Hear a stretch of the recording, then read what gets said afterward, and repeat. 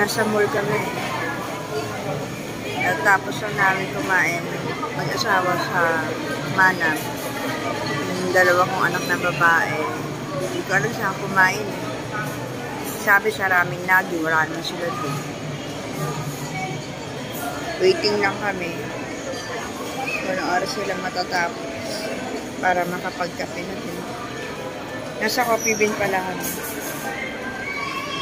Hindi ko sure kung dito kami magkakape. Ganda ng mga tumbler. Ganda.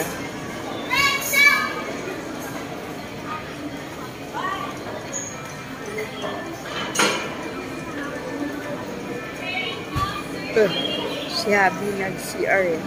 O naglakad-lakad. Busog kasi yun. Ako din, busog.